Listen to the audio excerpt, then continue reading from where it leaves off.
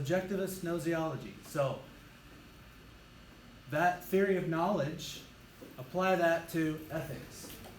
If all there is the subject, me, myself, and I, then translate that into a theory of morality.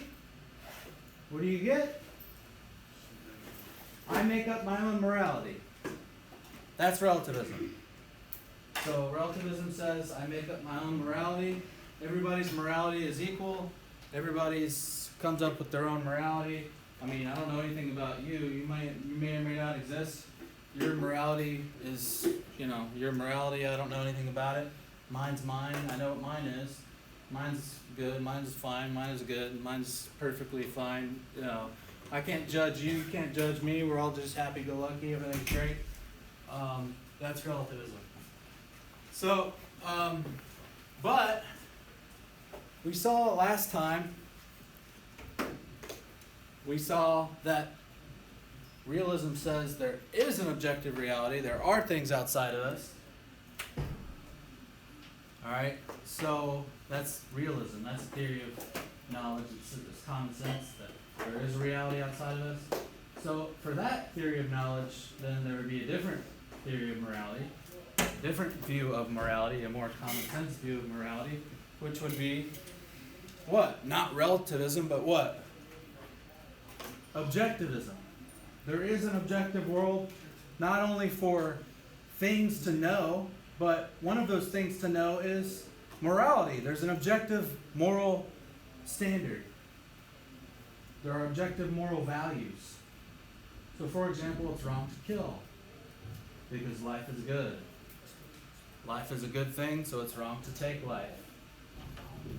Okay. So relativism is, there are several things wrong with relativism. And I'm basing this mostly on a book by a professor at Baylor. His last name is Beckwith. He wrote a book called Relativism, Feet Firmly Planted in Midair, I believe.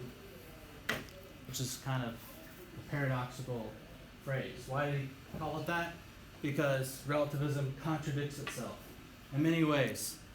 So, how does it contradict itself? One way is relativism claims that it is true that there are no objective truths. What's wrong with that? If I say there are no objective truths, I'm making an objective truth claim. That's a self-contradiction. So on a theoretical level, on a logical level, remember we had the logical foundations? I'm already violating the first principle of logical discourse, the principle of contradiction. Something can't be true and false at the same time. Something cannot be and not be at the same time in the same way. So it's self-contradictory on a theoretical level. Not only that, but it's impractical. So on a practical level, it doesn't work out. And here's why. We make moral judgments all the time. It's impossible not to and be a thinking being. Okay. What's the first meaning of the word judgment? Very good. So the first act of the mind is coming up with concepts or ideas. I call it conceptualization. The second is linking those two or more concepts or ideas together through a copula. Very good. Or predication. That's called judgment. When you say A is B, anything is anything else. When I say Kanye West is a horrible rapper, That's an inference. that's a judgment first. So it's an act of a mind. I'm linking two things together. I'm predicating one thing of another, whether it's true or false. Rapper, I'm linking, and Kanye West through a copula. Is or is not, right? Okay.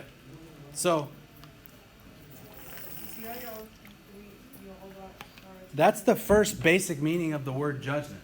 Anytime you link two concepts together. Now, then there's the meaning, the moral judgment. Whenever we make a moral judgment of something. Murder is bad. I think we all agree on that. That's a moral judgment or an ethical judgment. You're saying one thing of another, but you're talking about an ethical or a moral issue. And then there's a third meaning when you're talking about somebody having responsibility for something. Like, so-and-so is a bad person. That person is responsible for doing X, Y, and Z. And that is a little bit different. And we'll talk later on in the course, the difference between being a judgmental person and making ethical judgments. In other words, saying it's wrong to murder versus so-and-so is a murderer or is a bad person for murdering or whatever. Murder is the most extreme example, right? But you could give example of lying versus a liar. So-and-so is a liar. That's not a very nice thing to say about someone. We all tell fibs here and there, right? You might find somebody who lies habitually, and after accumulating a lot of evidence, you might conclude, okay, that person is a liar because they lie a lot. You don't want to jump to conclusions about people, and that's what being judgmental would be, right? Of course, we tend to think that it's okay to be judgmental when it's superficial things. I'll make moral judgments all the time. Because why? We're thinking human beings, we make judgments, first of all, and then morality is a fact of life, a fact of intelligence, right? We're capable of making moral decisions, and so we're always going to be applying our intelligence to other people, to ourselves, and you have to have moral standards of one kind or another. Try really hard not to have any moral standards. And everyone do that. You're not going to get anywhere. Okay. Has anyone seen The Big Lebowski? If you haven't seen it, I highly recommend you watch that movie. It's very funny. It's a classic comedy movie, The Big Lebowski. There's nihilists. There's this group of nihilists. They always say, "We are nihilists. We cut your Johnson off," and stuff like that. They're very funny. They're from Germany, and they float around on floaties all day. In a pool, because that's what nihilists do. They believe in nothing. That's all they can do. That's the consistency of relativism. If it's just my morality, me, myself, and I can't apply any standards to anybody else. I can't even, I can't even judge my own actions by any consistency. I just make it up as I go along every day. So it also yields barbarism. If I'm a relativist, and somebody's in my way, well, then I can just punch that person and, it's okay, right? I don't have to hold myself to any standards.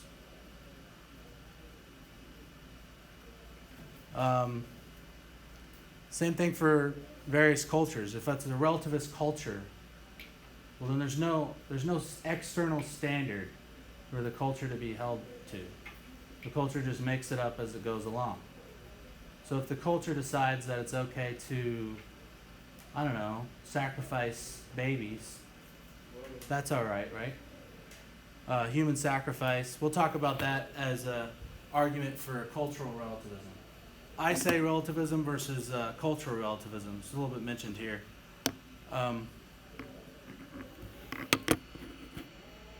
So here, some people argue that because there exists different kinds of cultures with different cultural values, different moral systems, that therefore, we can't judge the other cultures.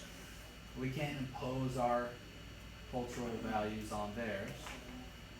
And so that's relativism in the cultural form. Rather than subjectivism, me, myself, and I make it up as I go along, it's cultural relativism. So, but that's what we like to call, if you were listening to the logical foundations, another non sequitur. Another way of explaining how that's a non sequitur is the difference between a descriptive reality versus a prescriptive or normative reality. The fact that there are different cultures with different cultural mores, that's a descriptive reality, okay? That does not mean that therefore all cultures are equal when it comes to morality, okay? If that were true, there would be no reason for moral improvement in culture. Why would we want to improve the moral standards of our culture? For example, why would we want to improve the judicial system in our culture if the fact that our culture exists the way it does means that morally our culture is equal to any other? If it's equal to any other, then why not just let it be? There is the possibility of moral improvement. That's why we try to improve it. So therefore, there can be morally, here's the word that everyone takes offense to, morally inferior or superior cultures. Now, I don't mean, I'm talking about cultures, for example, that have human sacrifice. That's a bad thing. There's still, that still happens, right? I would say so.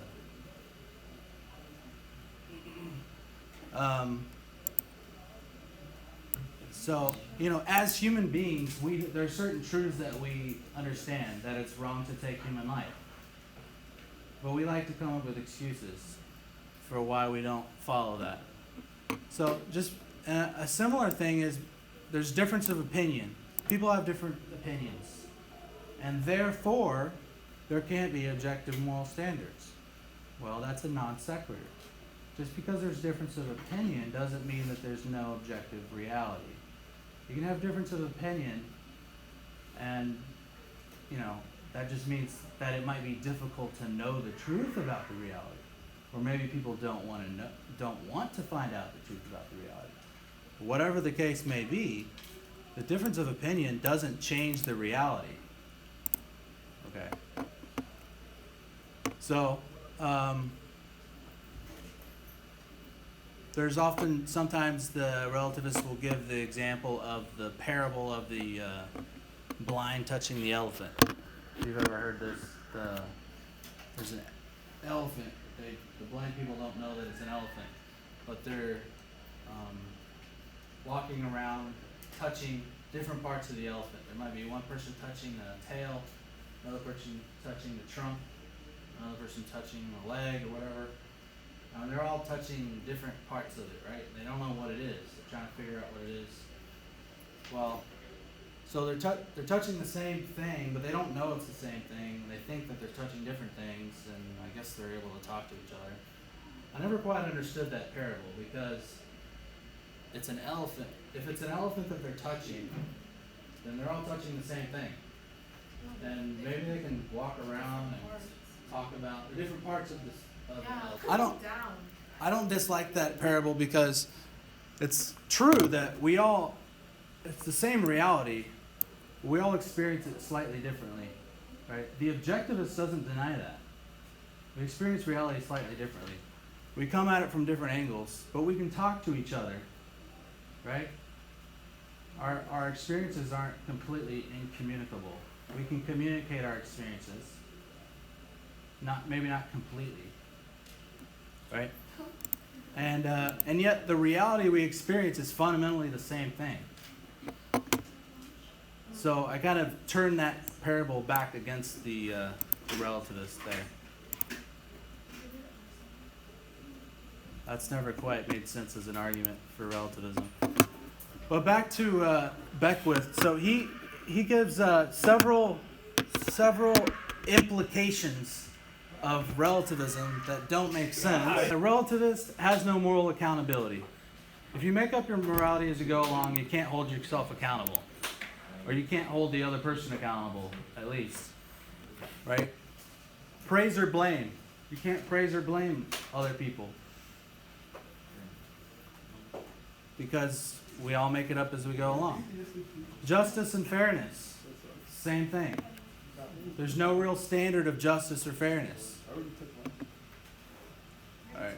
Moral improvement. We already talked about that. There's no real possibility of moral discourse. Okay. Tolerance becomes a supreme value. So as long as, I'll just leave you alone, you leave me alone, we all do our own thing. That's fine. So remember the first the first part of this, we had a conversation, and there was a student in the class who said, "Oh, it's about hypocrisy." And he said, as long as we just we all agree that nothing's wrong, we'll all just nobody will be hypocrites, and we'll all just get along, right? So I was kind of glad that he brought that up because he was being consistent, at least, right? And you could tell he was a son of lawyers in that regard. So that was good because it illustrated something. That's the logical result of relativism. You have to be able to come to the conclusion that we all have to say nothing's wrong.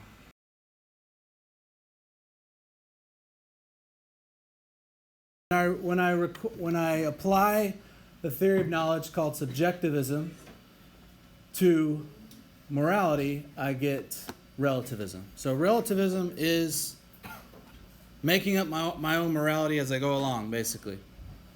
All right, so if it's just me, myself, and I that I know or that I'm certain about, then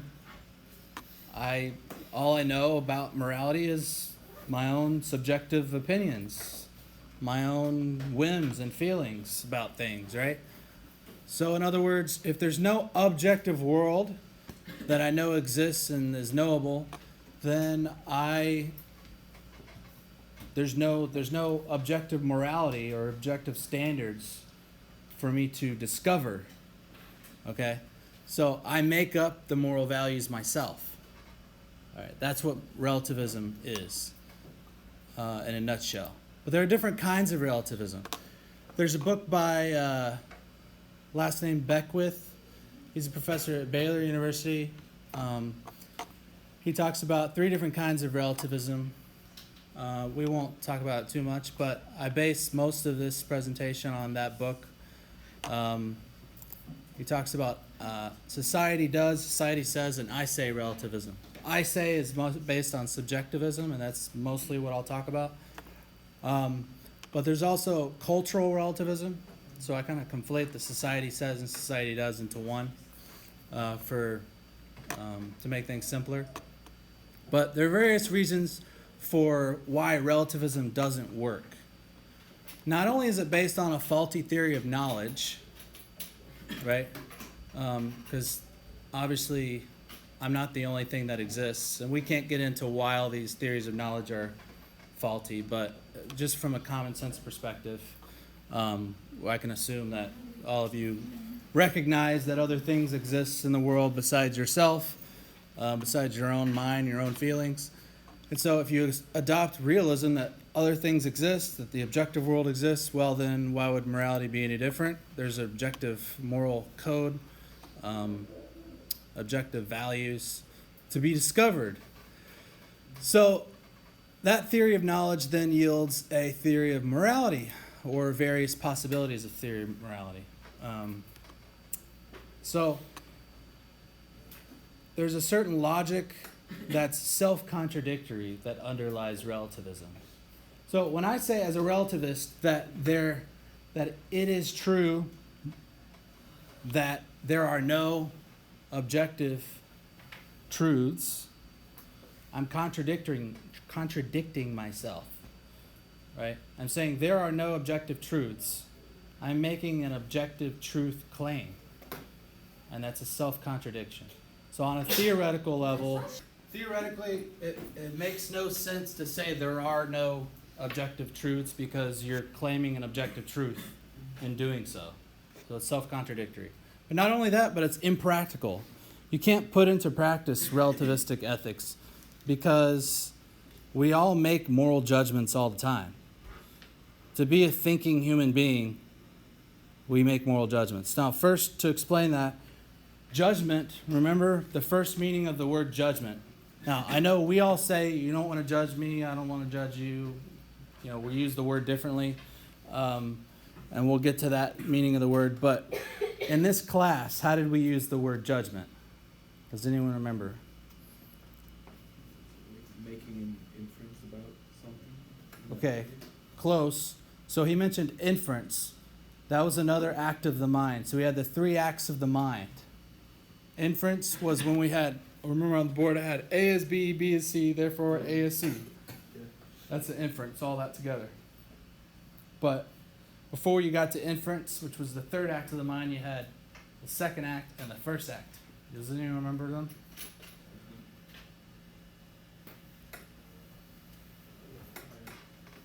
So the second act of the mind is judgment, where you join two what? Concepts. Very good. So relativism is impractical because we make judgments all the time. So judgment, first of all, means whenever you say anything of anything else, you're making a judgment. A is B. If I say Kanye West is a horrible rapper, that's a judgment. Okay? I don't know about that. When I say Jay-Z is a horrible rapper, that's a judgment. Whether it's true or false, that's a judgment. So judgment is an opinion. Yeah. Well, if I say, the floor is multicolored, or the desk is brown and green, that's a judgment. That's facts. Yeah. It's true. It's a true. So whether it's a fact or an opinion, it's a judgment. Whether it's true or false, it's a judgment. If I say white, that's not a judgment. If I say brown, that's not a judgment. If I say blue, it's not a judgment. Those are concepts. Right? Isn't that first one? I have to link two or more concepts together. Very good. So concepts, judgments, inferences. Those are the three acts of the mind. So what do we mean then when we make a moral judgment? Well, whenever we apply judgment, logical judgment, to moral, ethical questions, we say murder is bad or rape is bad. So it's a moral judgment because it's a judgment applied to questions of morality. So it's a human behavior. You're questioning whether or not it's right or wrong, right? Yeah. So it's a moral or ethical judgment to say something is right or wrong. Opinion of the moral. Yeah. Your position on whether it's right or wrong. Now, I'm not saying that that position is correct or incorrect.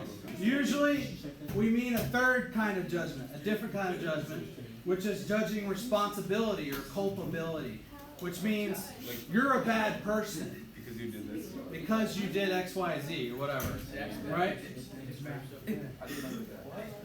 So it's different to say you lied. That might be a fact that you lied, or you're a liar, right? If you lie habitually, well, then you're a liar, right? But you need to show with evidence how many times did you lie. Being judgmental is rushing to judgment or jumping to conclusions about people, right?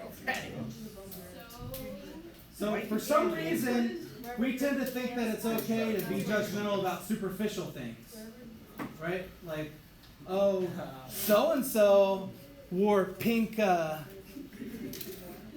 pink nail polish today, and it was just so gross. So-and-so wore a really tight skirt to school function today. That isn't it, right? But if we say, so-and-so committed fornication today, oh my God, fornication, you're so judgmental. Relativism also leads to barbarism. It's bad, obviously. But What's barbarism? why would relativism lead to barbarism? Jeff, can you help him out? There we go.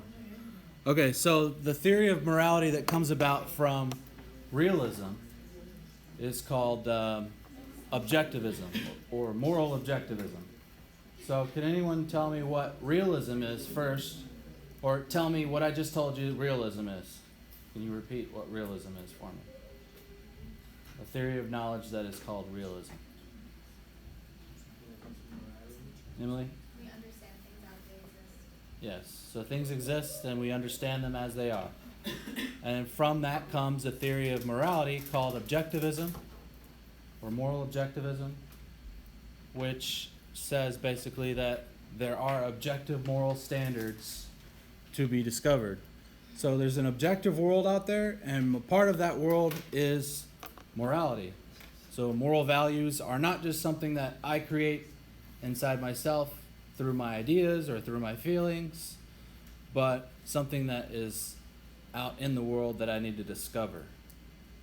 Okay. And we'll talk later in the anthropological foundations about how it comes about, how we discover it in the nature of the human being. So not just me, the subject, but in the human being as such. So all of us, that from the nature of the human being, reasoning, using logic, we can discover the natural law. And many people misunderstand what the natural law is. We'll talk about that soon as well in the course, hopefully. But so real quick, to get through this lesson on relativism, we have relativism is basically the idea that the theory of morality that comes from these other gnoseological theories, these theories of knowledge, idealism, subjectivism, anti-intellectualism, and nominalism or perceptualism. And it says we make up our own morality as we go along. Okay? We just follow our whims, our opinions, our thoughts. My moral code, I just make it up as I go along. It's equal to yours, it's equal to so-and-so's, it's equal to so-and-so's. And, you know, I might feel like it's okay to steal from you in this moment. You might feel like it's okay to lie to me in that moment. So-and-so might feel like it's okay to lie, to kill another person, depending on, you know, in this circumstance or that circumstance. And, you know, no one can judge anyone else because there's no objective moral standard to judge by. Okay? All right. So the way that we refute the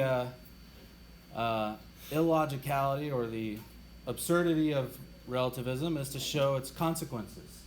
The reductio ad absurdum argument, remember? Show how its implications are absurd. So there are various ways of doing that. But first, the simplest way to refute it is just to say, from a logical standpoint, it contradicts, the relativist contradicts the principle of contradiction. Okay? The first principle of logic, if the relativist says it is true that there are no objective truths, okay, and this is just the relativist epistemologically, or the gnoseological relativists, so the more general theory of knowledge. It is true that there are no objective truths. That's self-contradictory, because you're saying it's an objective truth that there are no objective truths. Self-contradictory. Okay, that's simple enough. But just as a theory of morality, if somebody says, well, yeah, there are objective truths in other areas, but not in morality, okay, somebody could say that. Well, try living that. It's impracticable. In other words, try putting it into practice. It's impossible to put it into practice. Why? Because we make moral judgments all the time. We're thinking beings, and we talked last time about, I think we talked in this class, about what the first meaning of judgment is. Anyone? Judgment. What is judgment? When you link two concepts together. So first we come up with concepts, and then we link the concepts together. Anytime I predicate one thing of another. Remember? When I say, Jeffrey is talking. If I apply that then to ethical questions, I'm making a moral judgment. Okay? If I say murder is wrong, that's a moral judgment or an ethical judgment. All right. Try going around and don't make any moral judgments. You're reducing yourself to an unintelligent person. Every clown I see from now on is like a murderer in me. I would never see a clown the same again. So that's what you would have to do to be a consistent relativist, because you have your own morality. You can only talk about your own actions, right? You can't look at anyone else. You can't say anything about you can't make any objective judgments, right? You can't say murder is bad, right? That's an objective judgment. You can't say rape is bad. That's an objective judgment. That's objective, meaning it goes outside of you. It doesn't just apply to you, it applies outside of you. Objective. It's not subjective. It's not something just personal, right? So it's kind of an escape from reality. It's a retreat inside yourself to be relativistic. To be completely consistent as a relativist, you have to be a nihilist. You have to be a subjectivist. You have to deny everything outside yourself. All right. The other thing is it leads to barbarism. What's that? savagery or barbarian activity, okay? So we talked about that.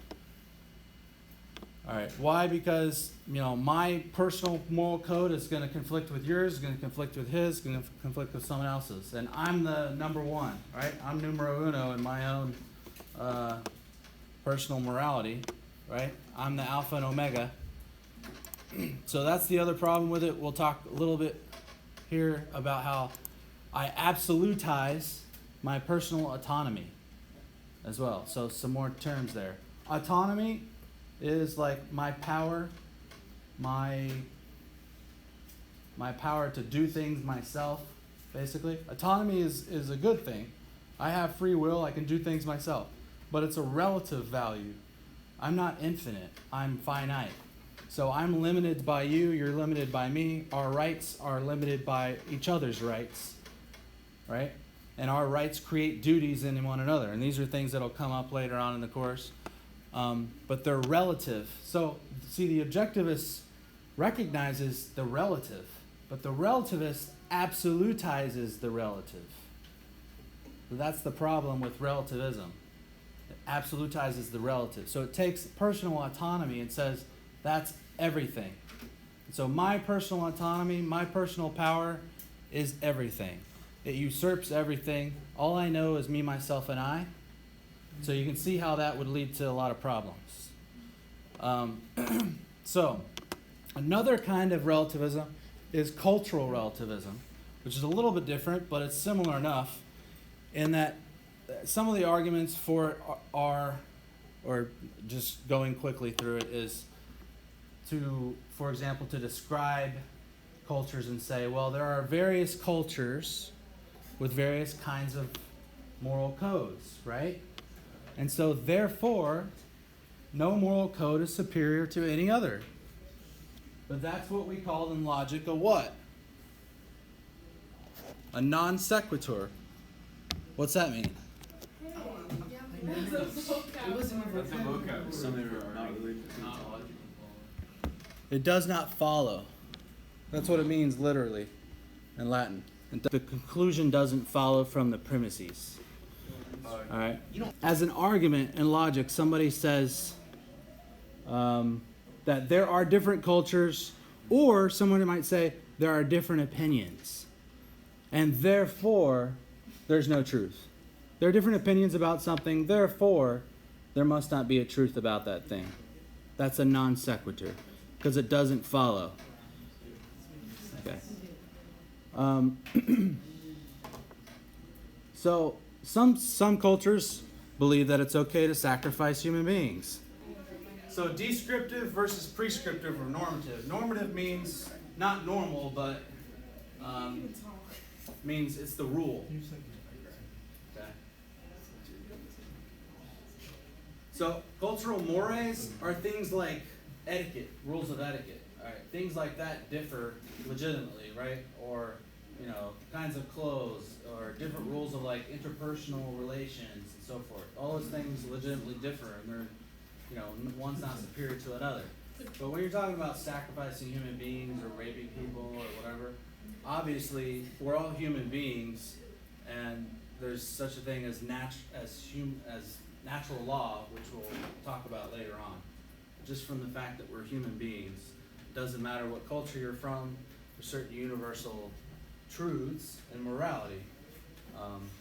So that is denied by the moral relativists, but admitted by the objectivists, which comes from realism, right? All right, so even though we have differing perceptions of reality, slightly different, the reality itself remains essentially the same, fundamentally the same. So the relativists sometimes will talk about there's a parable where there's blind people touching an elephant. They're touching different parts of the elephant, and so one might be touching the tusks, and one might be touching the tail, and one might be touching the legs or whatever. And so they're all touching something, they don't know what it is, and they're trying to figure it out. And they're all touching the same thing, but they're not at the same time, right? And They're all touching like an elephant, but they're not touching the same thing. Right, and they don't know it's an elephant. So the relativist argues from that's kind of what reality is like. But I would say, well, the point of the parable should rather be it's an elephant. They can talk to each other, right? They can communicate their experiences to one another. We can. They could walk around the elephant, touch different parts of it. So we do have differing experiences of reality, and yet the reality is essentially the same, and we can communicate our experiences to each other. And so there's both the subjective and the objective elements. So the relativist wants to deny the objective. The objectivist admits the objective and the subjective, but doesn't absolutize the subjective. So the implications of the relativist, of moral relativism, or denying, in other words, the objectivity of moral truths, universal morality, would be the inability to have moral accountability. For example, if I make up my own morality as I go along, how am I going to be accountable to you, or you to me, or you to anyone else? I can only be accountable, as it were, to myself, right? Which sounds good, but we all know how well that works out. Praise and blame, I can't really praise or blame other people at all if we all make up our own morality. Justice and fairness is essentially an interpersonal thing, and so relativism does away with that if it's consistent. Moral improvement, cultural relativism specifically. If the culture dictates the morality, the moral standards, then there's no reason to try to improve the culture. If all cultures are equally on moral grounds, then there's no reason to try to improve it. There's no possibility for improvement. That word itself supposes that there is possibility of inferior and superior morality, right? Which are words we don't like to hear coming from an egalitarian society, meaning we think everything has to be equal all the time, right? And then tolerance is a value that's absolutized as well. As long as you're tolerant, as long as you let the other person do what they want to do, everything's great, hunky-dory. And, tolerance is as good as far as it goes, but when that becomes absolute, well then, you get into the opposite problem of it's, quote, being judgmental to make any moral judgments, right?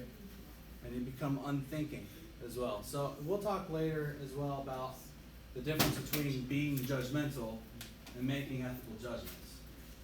You don't have to be a judgmental person to make ethical judgments or to be an objectivist, right? Also, there's so the moral realist or the moral objectivist would say that there are certain truths, just like in logic, where we intuit, if you will, we just kind of experience and know without really having to reason to it, certain truths, like the principle of contradiction.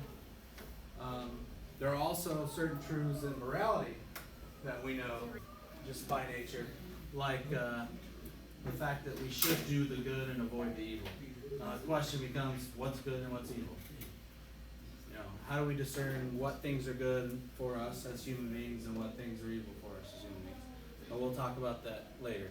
But then we experience also there are different kinds of goods, right? And good can be defined as what's desirable, most fundamentally just what's desirable. There are different kinds. Here I put some Latin terms, utile, delectabile, and honestum. They can be loosely translated as useful, pleasant, and honest isn't, you can say honest, but it's more like something that's good in and of itself.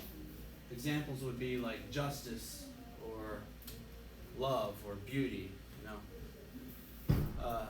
So the useful goods would be like the employees for the employer, or technology for whoever needs it. All right. Pleasant goods would be enjoying. You need food, that would be useful, but it could also be food could be enjoyable as well. So we intuit these different kinds of goods. All right, and certain fundamental principles. You might say we intuit certain fundamental commands as well. We might get into that a little bit later. Finally, the relationship between state and church, but a lot of people think that the church-state separation means that you can't have any public manifestation of religion. That wasn't at all what the founding fathers intended. This isn't a political philosophy class, but just with the idea of, you know, personal autonomy and the fact that there is no neutrality, really. I mean, can you be neutral with regard to what's objectively good? In other words, you have to choose between relativism and objectivism. There's no middle ground. You've already implicitly chosen one or the other.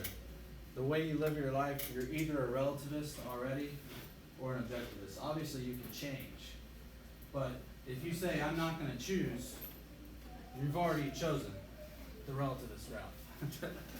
So, the state that says we're not going to choose any religion, we'll let you guys just, you know, do whatever you want. We'll keep religion out of the public sphere. The state has already chosen atheism. In other words, no religion. All right, it's chosen to elevate personal autonomy above everything else. Now, the United States, we say under God, right? That's a religious statement. So there's the difference between, we can't get into it now, but natural religion and supernatural religion or revealed religion. Obviously, the state shouldn't impose a particular religion on everybody, but that's not the same thing as encouraging the natural religiosity. If you look back just in empirical anthropology, man has always been religious. You have religious paintings in the caves, right? Religious ceremonies being done, the cavemen after they die. Okay, burials, the religious burials.